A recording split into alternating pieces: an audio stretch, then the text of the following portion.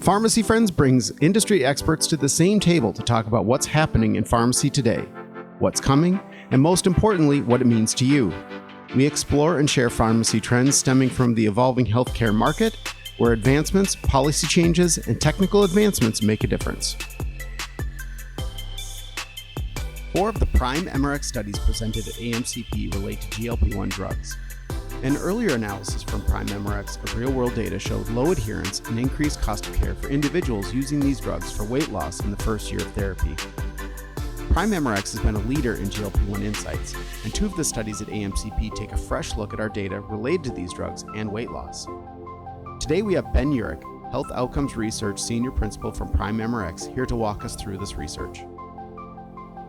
Well, Ben, I really appreciate your time. Thanks for stopping by. Lots of buzz about GLP-1s at the conference, aren't there? Tons, yeah. Lots of people asking GLP-1 related questions, lots of good content in GLP-1s as well. Good.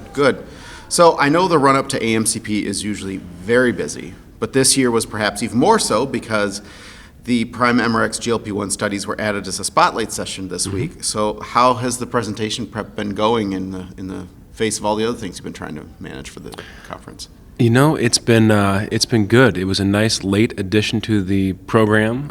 We've got theater all set up for this. I'm a little bit nervous. I've had a lot of people say that they want to be there, and it has seating for 50. So it'll be interesting to see how many people we can squeeze into Theater 1, but I'm looking forward to it. That's awesome. So we've covered our original study on GLP-1s quite extensively. But the study found low adherence and increased cost of care for people who newly initiated GLP-1 treatment after 1 year. So what are some of the additional findings that we're sharing at AMCP? Yeah, it's a great question. So the findings that we are presenting at AMCP are really a more detailed version of what has been presented in press releases and kind of a more detailed abstract.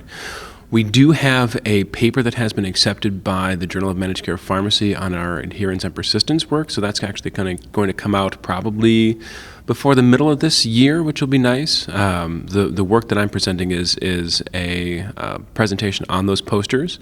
One thing I will probably mention, although it is not on the slides because it was finished relatively recently, is we have ongoing work looking at a 2-year extension of this. So we have members who initiated therapy in 2021.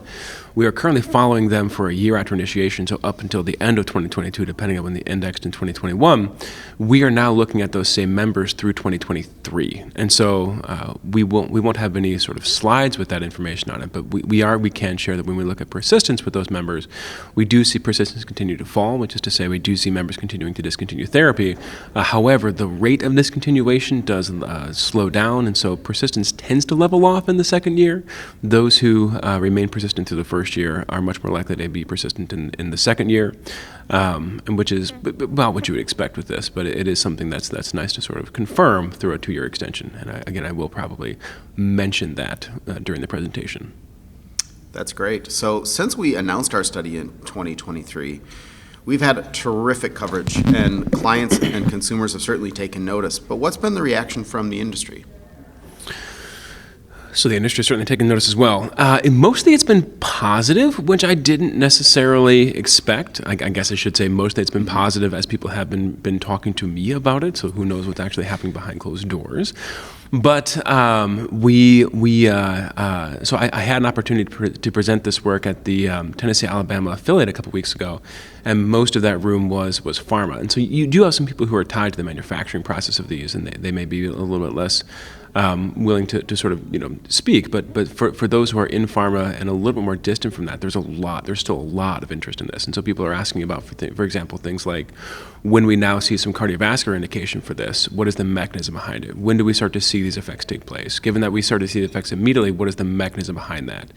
When it comes to adherence and persistence, then it's around, well, this sort of makes sense. You're not going to see adherence and persistence like you would in a clinical trial, but what can be done to actually try to maintain adherence or improve persistence in this as well? And we recognize that there are a lot of challenges with adherence and persistence, especially when it comes to things like shortages, and so that also comes up as a part of this. But it certainly has. It's just been a lot of conversation generating talk, and not as not as skeptical as I thought it could be, which has been great.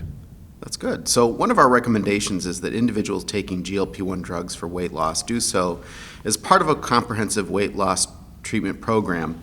which may improve persistency. So how do you see this recommendation being received by healthcare providers, pharmacists, consumers? I think taking steps to improve or maintain persistency is a good thing. The persistence rates that we see in our study, looking at an average across all of our products, about 32% for those who initiated in 2021 who did not have diabetes but did have obesity. So we're sort of assuming that they're using this for obesity. It's really low. We do see the highest persistence rates among the semaglutide users. So Ozempic and Wegovy had adherence in the mid to upper persistence in the mid to upper 40s, which is obviously much better. But still, that's less than 50%, right? So the majority of people who initiated in 2021 discontinued therapy. So what can we do to try to maintain that? I think using these drugs as a part of a program would be a very good thing. That allows a member to be focused on sort of the intent of this therapy, right? Certainly try to get the value that we would think that is there, to try to get that out of these products by using as a part of a program that can maintain weight loss. If you discontinue early, we expect the weight loss to come back. And so I think there's a strong role for a program like this.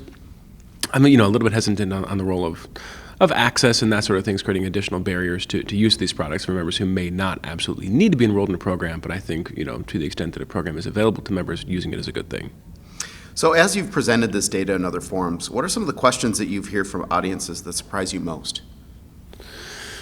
The questions that we get from the audience that are pretty common are around things like, what are drivers of this non-persistence? And it's going to be a combination of product availability, patient preferences, and side effects. For example, patient preferences over injection or not, side effects that they get, and then obviously again availability of these products, which I think we've done a decent job at least highlighting that. You can't do a whole lot about that within our data. The data are what the data are, but we can sort of address that as a part of the limitations when we discuss that.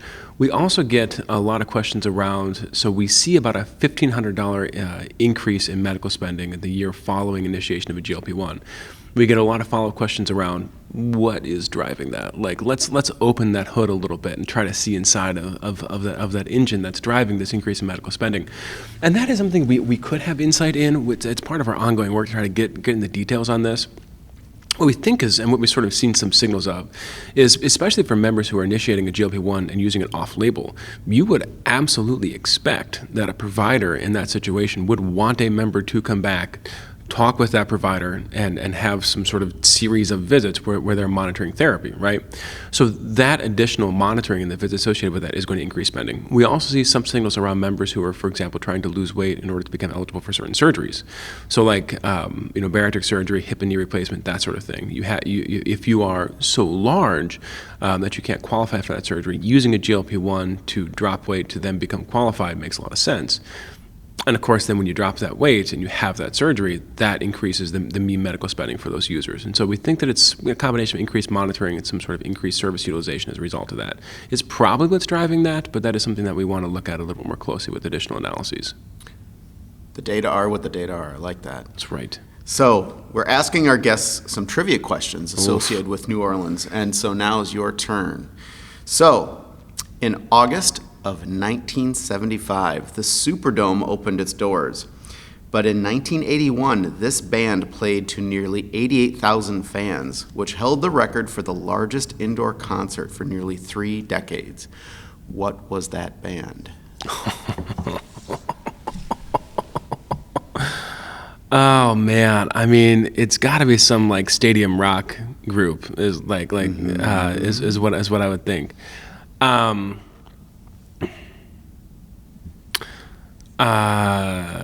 Something AC/DC. The Rolling Stones. The Rolling Stones. That makes more sense. Yes, and I'm to understand they're going to be back next week for the Jazz Festival. Oh well, that's fun. Yeah, right.